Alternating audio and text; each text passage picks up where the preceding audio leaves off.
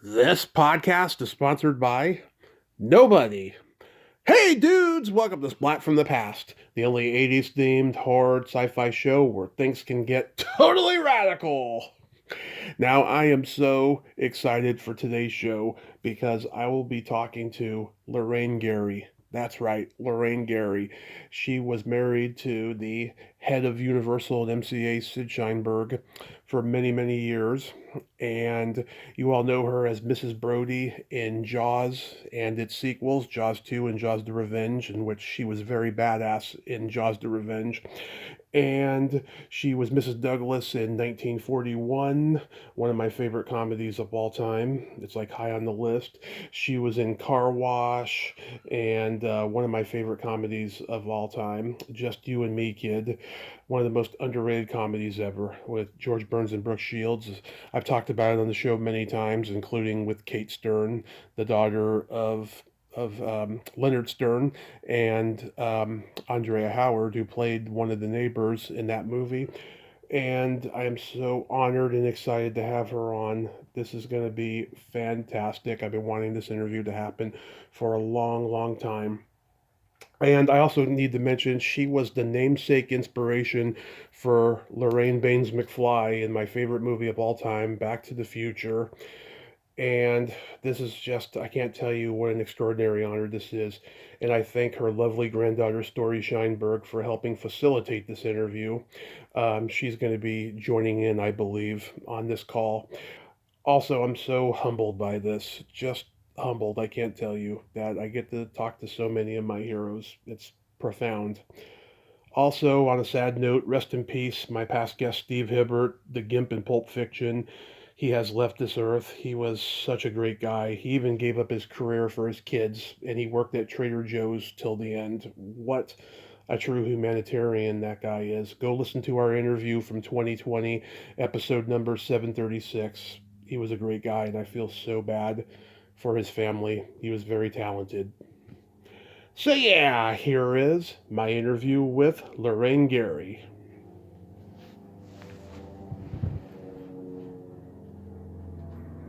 All right, we've got Tommy Kovac and Lorraine Gary. Hello, Tommy Kovac. Hi, Lorraine. Welcome to the show. How are you today? Very well, very happy, and I'm happy to meet you. Who are you? I have been hosting my podcast for 9 years. I used to be a stand up comedian, and I've been a historian my whole life on pop culture. Well, you've got to interview Story because her two closest friends are stand-up comedians. Nice. Well, we'll definitely do an interview at some point, but I am thrilled to be talking to you. I've been a fan forever, which you'll find out more as we move along here, but I can't tell you what an honor this is. Thank you so much for coming on today. It is a pleasure. Just do your work and I'll respond. Perfect. So going back in time, I know that your dad was an entertainment business manager and you studied political science at Columbia University, but was acting something you always wanted to do? I always wanted to be an actor, and then I met my husband 3 weeks into being at Columbia. I was in the School of Dramatic Arts, but my husband was studying for law school, my husband to be. I Hmm. met him the third week I was in college, fell in love almost immediately, and plans changed. I always wanted to act, but political science was tremendously interesting to me too. Yeah, when you were 16, you won a Best Actress award in a competition at the Pasadena Playhouse. You turned you Correct. I did an Irish brogue at that point, and it was fun. I was very competitive and enjoyed the work. Yeah, you turned down a scholarship to study there and opted for the Columbia University thing. But do you think in hindsight you made a good decision? Absolutely. In hindsight, I was so lucky because I met this incredible man when I transferred from the School of Dramatic Arts to General Studies. And I met him, and I met him before that, actually. Hmm. And then my life took a whole different turn and a very happy one. Oh, that's beautiful. Did you ultimately study acting at the Actor Studio? I did. I was accepted accepted and worked there. But that was after decades of working in little theaters around Los Angeles. Company of Angels, Hollywood Center, you name it, I did it. And then Actor Studio. Were you there the same time as like Charles Grodin and Gene Wilder? No, that was probably the East Coast contingency. Oh, Lee Grant was there, and Jack Nicholson auditioned. I actually saw the audition, which was spectacular. He turned into a rooster on stage in front of our eyes. Just amazing. But Ellen Burstyn, a lot of people were there at that point. yeah, I know that Sally Field was at the West Coast one as well. I didn't meet her there. I met her in real life. Yeah. But we never worked together. Wow, that is amazing. It was an amazing time. There was no internet. Everybody knew each other. It was kind of a small town in those days. A lot of coffee at Cafe Figaro at that point. Because the Figaro was on Little Santa Monica and Melrose, and everybody would go there or go to the one, I can't remember the name right now, but near the Actor Studio. It was a lot of fun. Wow. Did you go to oh God, what was the name of the famous it was like a drugstore and like it had like a fountain. Schwab's? Schwab's. Yeah, did you go to Schwab's? Only to have a drink. I didn't think I'd be discovered like Lana Turner. I was not a beautiful woman like she was. But Schwab's was fun. I mean, things were fun and simple. Absolutely. Not like today. Yeah. Yeah, I know everyone's more careful nowadays. But yeah, you met your husband Sid third week in college. Was it love at first sight? Yes, it was. As unbelievable as it sounds, it really, truly was for both of us. And he walked me back to my dorm room, not room, to my dormitory, and gave me a kiss and invited me to the prom that next weekend. And I ran upstairs and wrote my mom, "Dear Mom, I've met the man I'm going to marry." And I had never, ever been in a relationship like that. I mean, I didn't have real boyfriends when I was growing up. But suddenly there was this beautiful, beautiful man from Texas. Oh, that's sweet. That's really sweet. How long was it from the time you two got married? How long was it before he was working at Universal? About 3 years, maybe 2 years. We had to finish school at Columbia, and he was offered a job to teach at UCLA. He was also offered a job at the Justice Department, which he declined. But we decided to live in California. We had a baby, and we came here to California.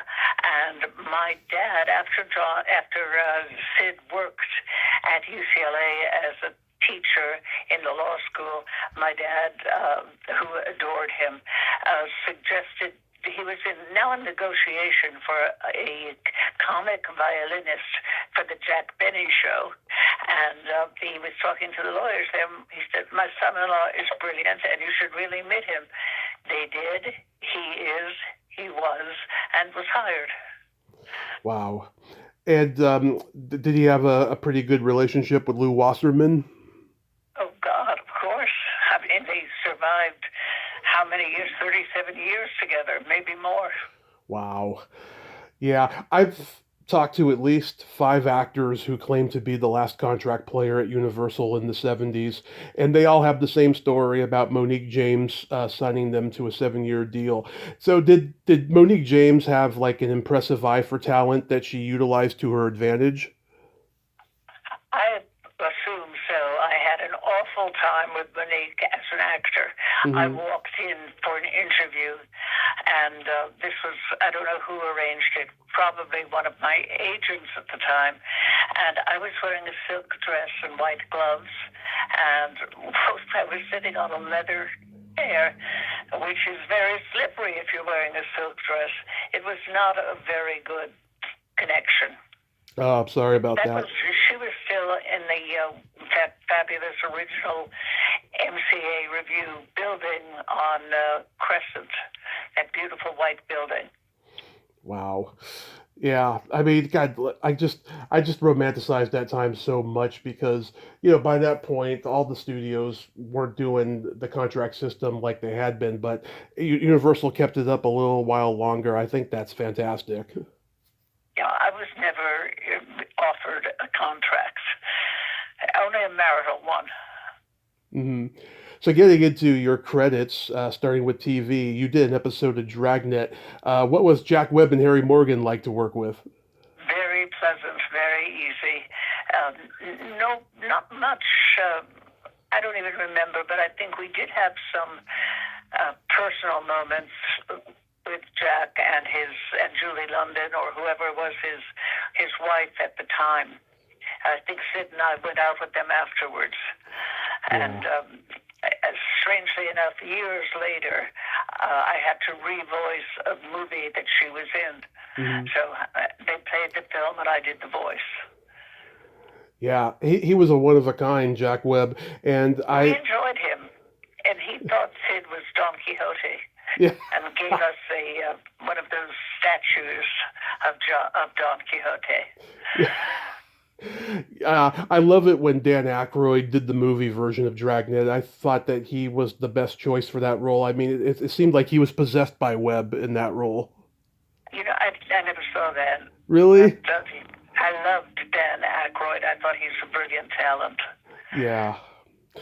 You look very cute in this episode. You got that kind of blue like kind of robe on, and you got the Nancy Sinatra hair going. What did you Oh, always have your God. hair like that?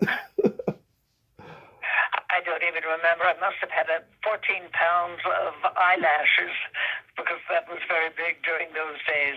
The Yeah. eyelashes that they put on you in the makeup department. Yeah, you looked very good in that episode. Oh, Um, good. you were on several episodes of The Virginian. I actually got to interview James Drury 2 weeks before he passed away. Uh, Yeah, yeah, Doug McClure, Lorne Green. yeah. Yeah, I remember it. I think at this age, my memory is a little shaky, but it still remembers some of the wonderful moments.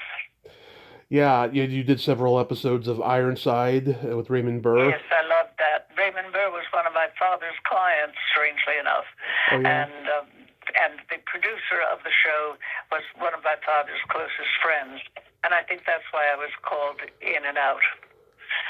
Yeah. And like I don't know, he seemed like he was very much a private kind of guy and he probably kept to himself a lot and stuff. He was like a family friend. He was my father's client. hmm That's, I wouldn't say a family friend, but my father knew him very well and did his business managing for years. Yeah. And you did an episode of the Night Gallery with Leonard Nimoy. That had to have been interesting. No, well, Leonard was an old friend. We were both studying at Jeff Corey, and I hmm knew him fairly well at that point, and later on, of course. Yeah. And I know his wife, widow, I guess, who's a lovely woman. And actually, I played the wife of two of her husbands. Sean Shuck was married Oh, to her also. I played his wife on Macmillan, and then I played Leonard's wife in something. I don't even remember what. And I was married very often to either Robert Reed or Bill Shatner. So that's my life history in marriage. oh, you poor thing to be Shatner's wife. Was he That was was he difficult? which one? Shatner? No, he was lovely. Couldn't have Okay. been nicer.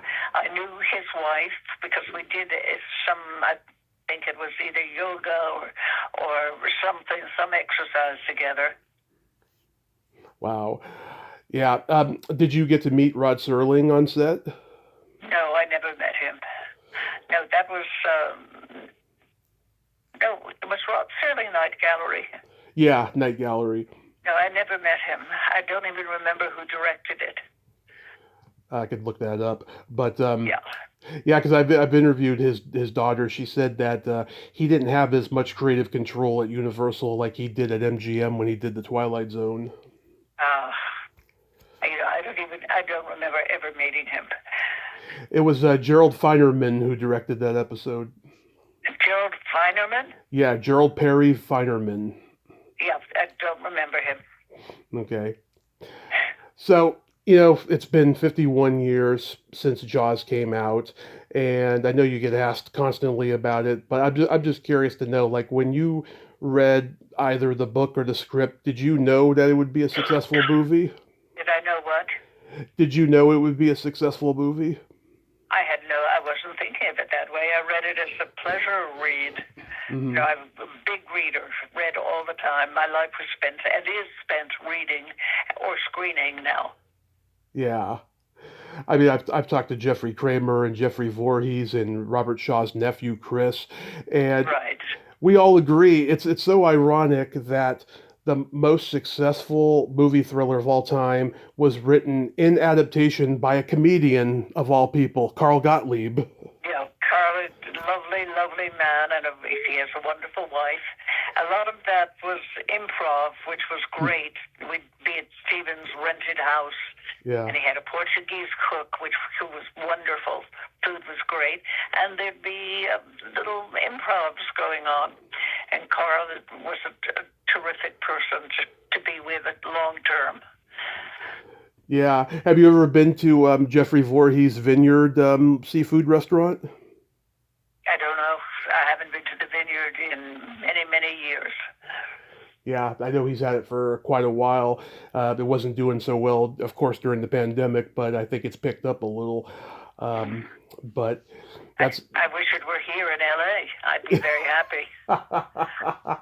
yeah, it would be funny if it was like a little snack bar at Universal on the tour or something. Well, I loved the commissary. That was a lot of fun. You'd see cowboys and people in grand gowns and women in bikinis and nurses' outfits. Everybody would come in and have lunch, either in the main dining room or at the rather quicker place and the counter.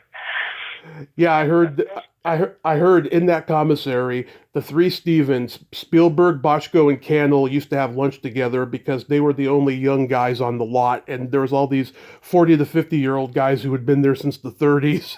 Not really.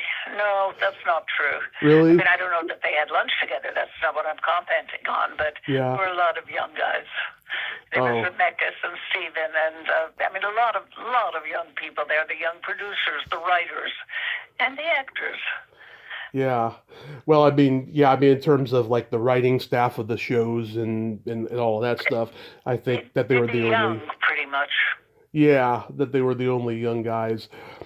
What was it like working with all the young kids on Jaws 2? It was wonderful. I mean, who doesn't love being with young, spirited people?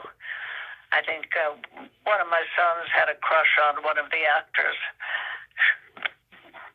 I love that actors now are both genders, all genders. Right. And he and she sort of hung out for a bit, and that was, it was nice. The kids are great. How can it not be fun to be with young people? Yeah, Billy Van Zant I've interviewed. He's a sweet guy. Mark Gruner, and I actually got Gigi Vorgan coming on soon. Oh, well, tell her hello.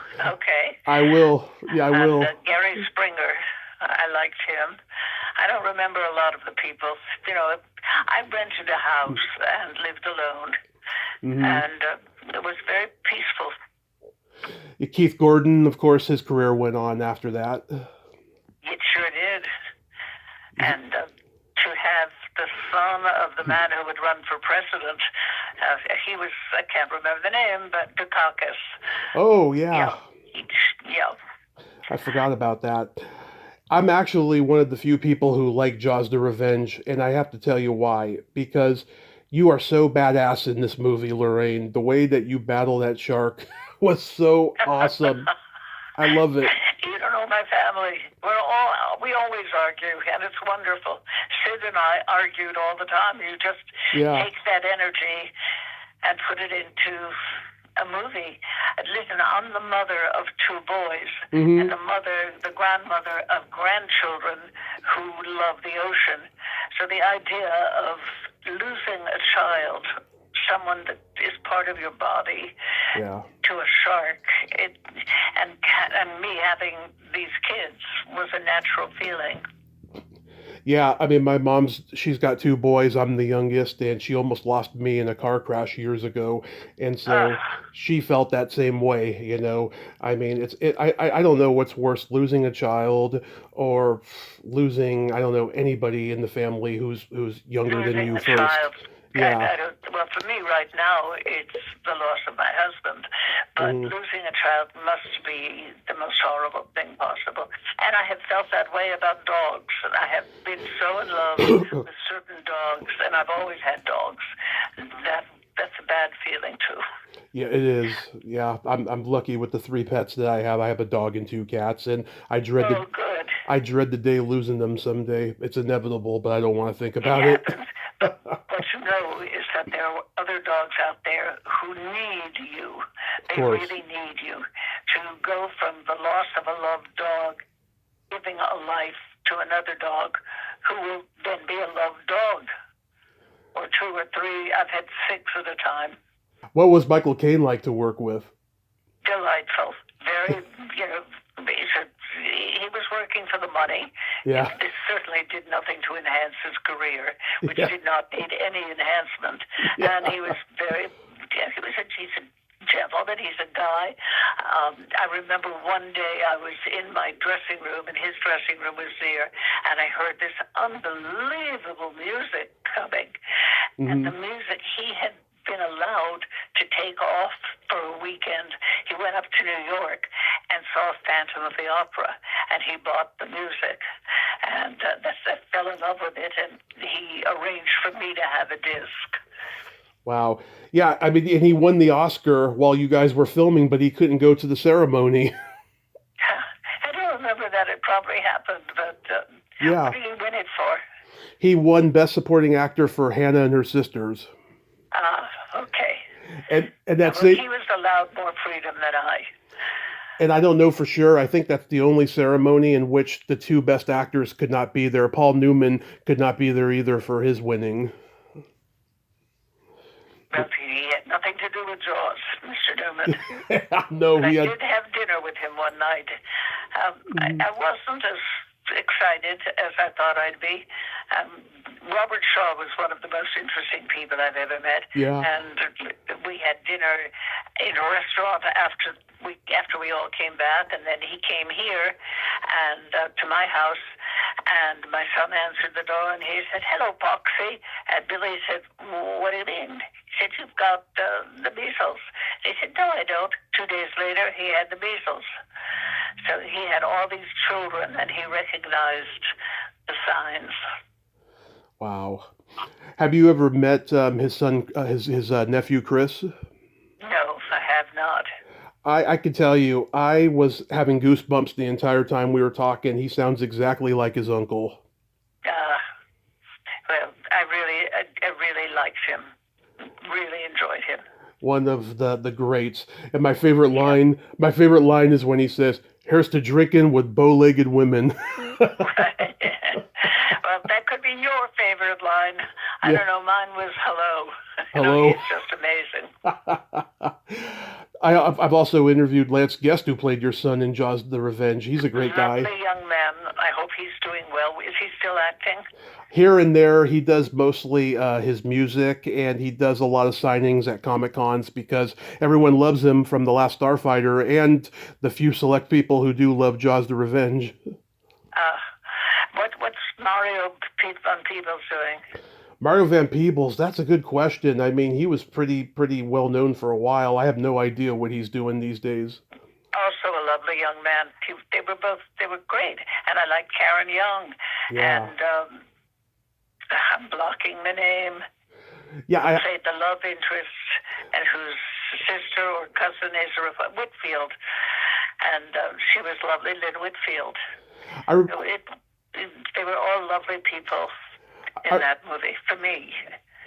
I remember I asked Lance about that scene when his wife is like setting his shirt on fire or something with the torch. I never understood that scene. I don't remember that. That was a weird scene. Yeah, they were just like having a husband and wife disagreement, and she's like using a little torch to like burn his shirt off or something like that. It was Oh, it's a weird not in Jaws. in Jaws the Revenge. Yeah. Really, I don't remember that. But then I don't go see those movies. It's hmm one and done. Does anything stand out about making Car Wash? I loved making car wash. It was really fun. I loved Michael Schultz and his wife Lauren. We really got along. I saw Michael. I was doing some publicity for the 50th anniversary for the guy that does. I can't think of his name, but it's very well known, Mankiewicz. Oh yeah, Uh, Mikowitz. and Michael we had been there for some reason, pumping up something, and I got to see him and be with him again, which was really nice. But I knew him from seeing the very first time I saw Al Pacino was when he was on Broadway, Wow. and he was doing a very small part in a play that Michael Schultz had directed called "Does a Tiger Wear a Necktie?" Oh yeah. And and seeing Pacino for the first time and I had never heard of him. He was very young. It was stunning, and we met Michael. Came to work at Universal afterwards. Yeah. Did you know Richard Pryor? No, I didn't. I wish I had. Yeah, No, we worked in the same movie, but we never met. because I was thinking the other day, your husband had a real eye for comedy talent, for all the guys who got to star in Universal comedy movies, and Pryor was one of them, and John Belushi and Andy Kaufman and Marty Feldman. I mean, he knew what funny was. And Dan Aykroyd and Robin Williams Yep. performed at Universal when they had the open air amphitheater, Yeah. and really it was thrilling to meet these guys. I loved the Blues Brothers. I adored Robin Williams. Yeah. Steve Martin, of course, he made The Jerk for Universal. It's one of my favorite comedies ever. Oh, that was wonderful. Steve Martin was brilliant. Yeah, and I think the Blues Brothers opened for him at the Universal Amphitheater. Robin Williams opened for the Blues Brothers, Right, which is really amazing. right. And I actually interviewed another opening act of Robin's that played the amphitheater too, Rick and Ruby. They were from San Francisco, Yeah. and they were brilliant too. Yeah, I think Car Wash is funny, and I just love that scene. I'm trying to remember. The kid throws up or something, and you have to like take him to Yep. the bathroom, right? Yep. Yeah. Yes. And the car I'm driving was actually my husband's car. And it was, I guess, vegetable soup that the kid threw up. Yeah. Yeah. Oh God, I used to eat vegetable soup. I'm glad I don't anymore. I hated vegetable soup because I ate it when I was having a birthday party. I was a teenager, Mhm. and I ate it at the party and threw up at my own party. So this was not a happy thing. That's gross. Anything stand out about I Never Promised You a Rose Garden? Yes, I was thrilled to be working at the Veterans Center. That was, it was quite an experience, and I really enjoyed playing the mother. All I remember is that I had very long, bright red fingernails, and I Mhm. was tapping the window for some reason. I don't remember much about the shoot, but I certainly remember doing it. I don't remember the part other than I was the mother of, and I can't even remember the actress who played my daughter. Oh, Kathleen Quinlan. Thank you. Yes. Yeah, but I was happy to do that. I was always happy to work. I can't think of one experience that wasn't positive. Yeah, it's strange that it was a Roger Corman produced movie at New World, and he usually did the horror, sci-fi, and exploitation movies, but this was like a dramatic stage play piece. It's really out of left field. That Roger Corman had something to do with it. Yeah, he produced I Never Promised You a Rose Garden. His I his company. didn't know that. Yeah, his. If I knew forgot it, but I don't think I knew it. Yeah, his production company, New World, made it. Uh, And Ben Piazza, he played your husband. He was in some Universal movies. who did? Ben Piazza. I don't know who that is. Yeah, he's the annoyed husband in the restaurant in the Blues Brothers. Don't remember. You're talking things I saw 50 years ago. I don't remember this. Okay. Do you remember working with Darren McGavin in 0 to 60? Darren was one of my very, very, very closest friends, and his wife was one of my very closest friends. He lived a block from us, and we would travel with Darren and Kathy, and Darren was just one of the best friends we ever had. He was a lovely, lovely man and a wonderful actor. Very good actor. I loved him in The Man with the Golden Arm. I didn't know he was in that, but Darren, he was just one of my very closest friends. Yeah.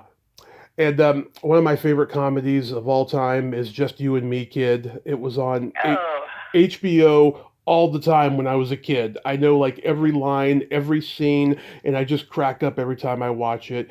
And Good. You are I so. love doing it. I mean, to Yeah. meet George Burns, to be able to work with him. I mean, I had met him casually at a few big Hollywood-type parties. Yeah. But to work with him, George was my father's name, and both he and George Burns had the same birthday. George Burns this was a legend in my life. He was, and I adored him. He was just so good getting this, second wind in his career after winning the Oscar for The Sunshine Boys, and Yep. he was just in top form. And I'm sure he always had his cigar with him on set, even though he doesn't smoke in the movie. No, he really didn't. I think he was at that point too old to do the cigar things. What was interesting is that in that movie were Art Carney and Lionel Stander and a few of the other classic, wonderful older actors. Oh, that's 1941. 1941? No. That was in Just You and Me, Kid. Oh, okay. And Leonard Stern directed that. Oh, yeah, Carl Ballantine and Key Luke and Leon Ames and Ray Bolger. That's who you're thinking of. Ray Bolger. Oh, yeah. Art Carney was there too. Really? Yep, playing cards. I mean, to see these people, I don't remember Ray Bolger being there. I just would have had a heart attack of joy. I mean, those legs. The Scarecrow. Yeah. The Scarecrow. Yeah, and they gave you some great lines in this movie. I love it when you ask him, how come you've had 3 paternity suits? And he says, a man has to ad lib once in a while. My husband in that was Nick Coster. Very nice man.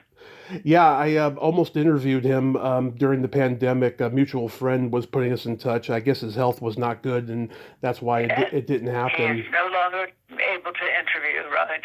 Yeah, sadly. Yeah, I love it when you say to him, Harris, say something, and he's like, goodbye, Dad. And George is like, he's a man of very few words, but they're all beauties. Yeah, I have none of these memories. I mean, so many memories that to call one up is a trick. There's a scene in the movie I got to bring up because I think it's some of the best acting you've ever done. There's a scene where you're in bed with Nicholas, and you're talking about how when you were a little girl you saw your dad bomb on stage. George Burns bomb on stage, and the way you say this, it's so telling and so sweet. It's like the character, she's doubting her dad's resilience as a person now because she thinks he's allegedly doing something inappropriate with a 14-year-old girl. And that scene, your acting is like, it was like a 101 class scene, that scene. I have to watch it a couple times every time I watch the movie. It's so good. Oh, well, thank you. Yes, I mean it. I mean it. I miss my own dad, my own George, very much. And I think of him all the time. I mean, he really shaped my life to a very large extent. Yeah. I still think 1941 is one of the funniest comedies ever made. And, at the time, people talk about how it didn't do as well as Spielberg's previous movies. I mean, do you think it turned out well, or do you think it could have been better? No, I think it was a very good movie, and people just didn't really want to see that kind of movie. It didn't have any sex. It didn't have any violence. Well, It was it was kind of quiet and calm and funny. it was war violent, is what it was, and it was slapsticky and comical. And it had the beautiful young Brooke Shields. Oh no, that's just You and Me, Kid. That's what we were talking about. Yeah, I'm talking about 1941, though. Oh, sorry, I wasn't. It's okay. 1941 was it was quite an interesting shoot. I fell in love with Malibu there, and rented a house from the president of Warner Brothers, Frank Wells, Mm-hmm. and Sid and I ended up falling in love with Malibu, and we bought a home there, which my kids are now enjoying. And I loved 1941. My husband was Nick Beatty, and I remembered very vividly the most important scene was when the soldiers were trying to get into my door for some reason. I guess to look at a submarine off the coast, and they had a breakaway door that I was allegedly going to be hit by. And we did 7 or 8 takes, and needed another take. They had run out of those breakaway doors, and a real door pounded my skull, and I had Wow. a little bit of a huge bump. Maybe a concussion, who knows? Wow. And Dan Aykroyd said, "Do you want a little dope? Do you want a little smoke?" And I said, "No, I'm going to my house, and I'm going to have a lot of scotch." And that's what happened. Yeah. Oh That my was God. fun. That I've heard similar stories about certain actresses who got hit in the head and something bad happened like that on set. Yeah. Do you remember when you're vacuuming in the living room and you find the handgun between the couch seats and you're like, "Poor Douglas." I don't remember that, but for me, Douglas was one of my best dogs. Yeah. So it was a little in joke there. Um, we recently lost Ned Beatty. What was he like? I didn't get to know him very well, but he was certainly very easy to work with. I mean, we never had a really personal connection. We had a working, very nice, and a very fine actor. I think of him and I think of Deliverance. Yeah. So I don't want to know him Yeah. because of that role. Yeah. Squeal like a pig. Treat Williams, we lost him not too long ago. He was great playing the jerk in the movie. Yes, he was. He had great thighs. That's what I remember. Great Seeing him in thighs. shorts, his thighs were legendary. But I didn't really get to know him. And years ago, we lost the great Wendy Jo Sperber. She's so funny in this movie and all the movies that she was in. Wendy Jo Sperber. God, Yeah. she's gone. I never was close to her, but hearing all these names, it just Yeah, she died very about sad. she died like 20 years ago, and she had like a cancer foundation that Nancy Allen took over. I don't know any of this. I mean, I've been out of the business for so long. And of course, you can't be completely out if you stream as much as I do, or if your kids or the friends that you've had for years are, part of the business. Right. But I'm not in it anymore, and I don't follow anything. You went on the Tonight Show with Johnny Carson. How did that come about? It came about because my agent set it up, and at that point in time, my agent, who was a man I really loved, his name was John Gaines, and he died of AIDS. But at that point, his junior associate was my son John. And that was quite incredible to have my son John take me to meet Johnny Carson. It was really funny. Great. I did it a second time when Johnny wasn't hosting, but David Steinberg was. And they kept introducing me he introduced himself as, "Good evening, ladies and gentlemen, I'm David Scheinberg." And he couldn't get his own name out because he knew that I was a Scheinberg, he was a Steinberg. Yeah. And I ran into him many times locally in West Hollywood. Very lovely, lovely man and his wife. Yeah. They would sit outside of Hugo's restaurant. Yeah, David Steinberg directed a movie for Universal, Going Berserk, with John Candy. A lovely man. Yeah, another one. I wish he was still alive. He would have done so much more great work, you know. Yes, he would have agreed. I'd like to watch him work. And I did one of the Tonight shows, and I guess it was with Johnny Carson, I'm not sure, had Robert Blake. Oh, yeah. And we had a slight disagreement about guns. Yeah. And that was before the big murder. Yes. That was probably during the Beretta days. Probably. So, yeah, I've heard Robert Blake, he was not a nice man. Well, no. And he didn't play a nice man.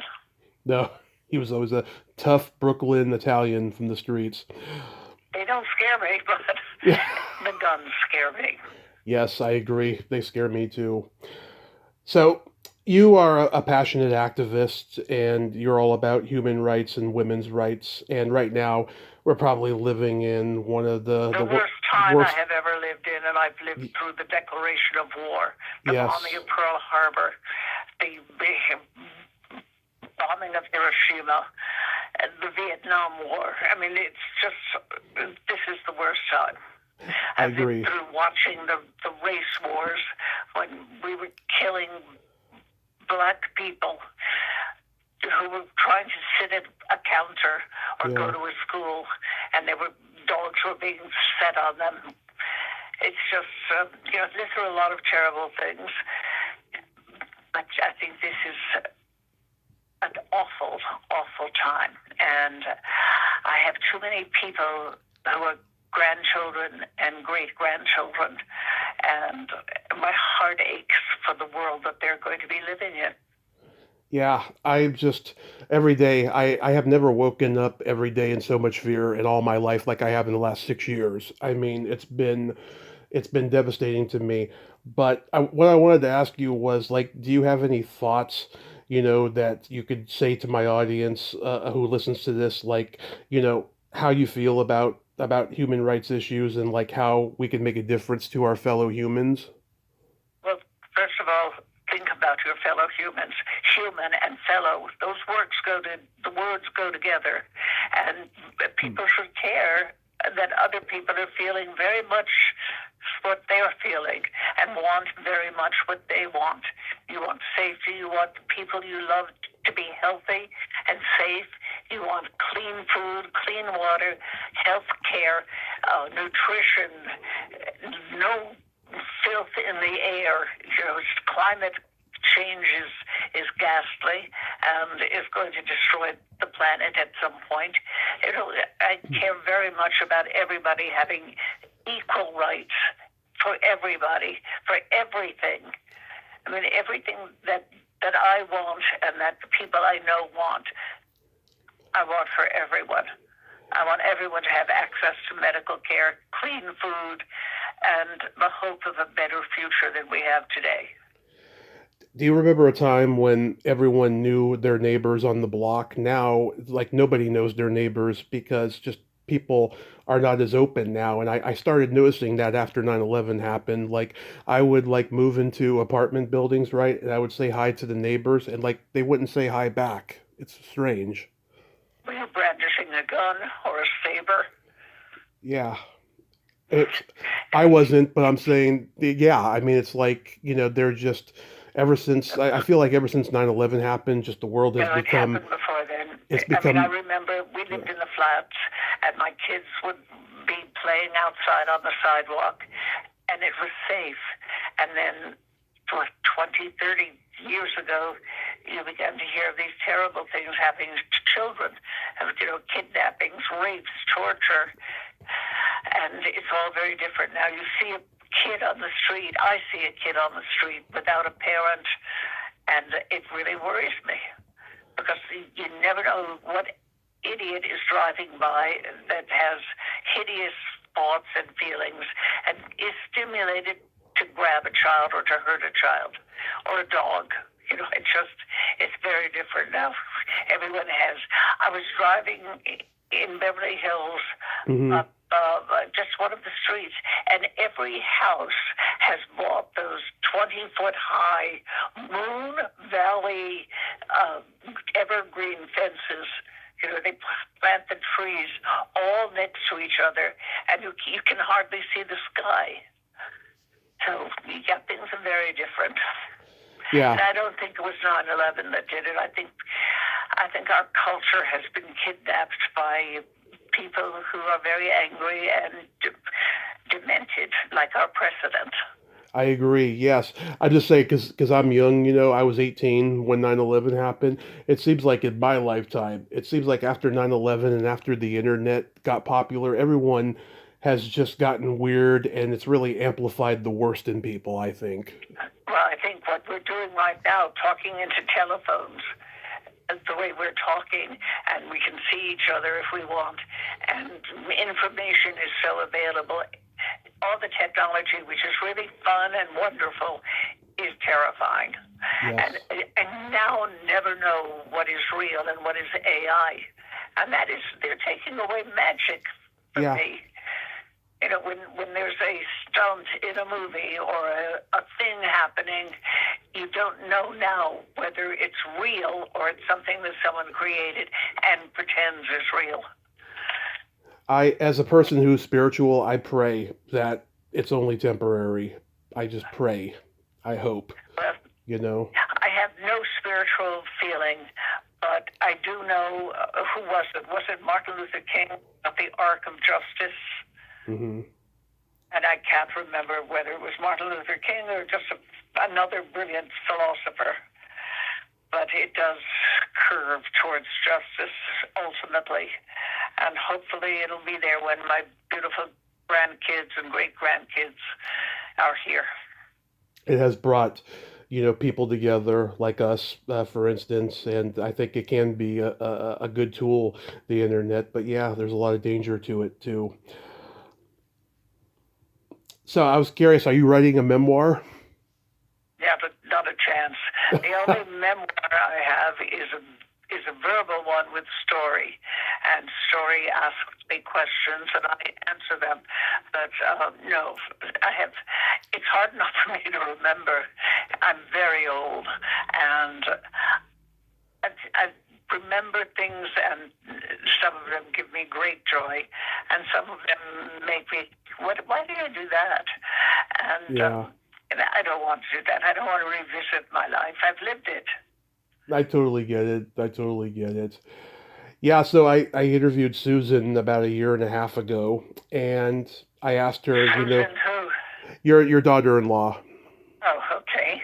And I asked her, what's it like having Lorraine as a mother-in-law, and she just highly praised you. And I want to do the same. What's it like having Susan as a daughter-in-law? Oh, she's very talented, and I must say she makes the best Italian food in the world and Hmm. knows how to throw an event. We went last week. Her father had passed away, and she Oh, had a memorial event for him. She thought of absolutely everything. And she's a very, very talented woman and quite eager to do podcasts. And the company that my husband created after he left Universal, the Bubble Factory, now has a podcast studio. So if you need any help, look at her online. She does great ads for them, and she has a very large family, and her children love her. But what else can I say? And she's now a grandma wow. and looks about 13. She's takes wonderful care of herself. Wow, you two are blessed, very blessed. All three of you are blessed, including Story. And Mostly Story. I'm sorry, I happen to. She's my love object. This is the person I probably love more than anyone else in the world. Yeah, she mentioned to me that you two are going to be going to Vietnam and Cambodia. Why those places? We haven't been. Oh, That's why. I mean, we travel a great deal. We've been to Portugal, to Spain, to Sweden, Denmark, Bali, Indonesia, Singapore, Shanghai, Hong Kong, Cancun. We keep traveling. I can't remember all the places we've gone. And we're really good travel partners. She takes care of me. And I yell at her. Sandy. Ireland. Oh, Scotland. Oh, thank you. Finally, you're speaking. Scotland. The girl with the flu speaks. It's wonderful. I love that voice. I mean, we're very good friends. And Story's friends are phenomenal. She really has. She has a lot of stand-up comics as her best friends. She's, she attracts people easily. They love her. Yeah. Not as much as I do. Maybe as much, but not as long. And she's a wonderful person. Yes. She is the love of my old life. I have to say, you have an amazing granddaughter there. She's very mature for her age. Oh, thank you, Tommy. I mean it. She was very mature, very early, and yet very fragile. She's a wonderful human being. Beautiful. She's got a couple of great brothers. Beautiful. Well, Lorraine, I thank you so much for coming on today. And I gotta say, I never thought I would talk to the Lorraine namesake of my favorite movie of all time, Back to the Future. And you're like I said, your granddaughter's story is amazing. I thank you so much for connecting this story. And I hope you two have the best trip. Thank you. We will. Story has planned it. I have a feeling this may be physically difficult for me. I will be turning 90 this year. But with Story, I feel safe. Wow. You are. Happy early 90, Lorraine. And thank you. You two be safe and Story get some rest. Yeah, Story. Totally. Are you back in bed or are you still out at the drugstore? No, I'm almost home. Oh, thank God. You're not going to walk your dog today, I hope. Nope. Well, I don't believe so much, you. Tommy. Thank you, Tommy. I'm going to hang up now. I've got a few more paper things that I have to deal with. My pleasure. It was a pleasure meeting you. Thank you so much. Bye-bye. Thank you. Bye. Bye, guys. Bye-bye. Bye, Story. Look, Andy. Well, there you have it. Lorraine Gary and with a cameo by Story Scheinberg. Oh my God, two amazing women. The conversation I had with Lorraine, that was just bone chilling towards the end, talking about the lack of humanity in this world and how we can overcome it. I just loved every minute of that conversation. I got to talk to a legend, and I just love hearing the high praise of my comedy heroes that she knew or encountered or admired. That was just a wonderful conversation. I think it's one of the best this year so far. So thank you so much, Lorraine Gary and Story Scheinberg, and my condolences to Susan Your City Scheinberg, who lost her father recently. Well, until next time, this is Tommy Throwback Kovac saying there's no shame in living in the past because the present sucks. Later, dudes. Doo-doo, doo-doo, doo-doo, doo-doo, doo-doo, doo-doo, doo-doo.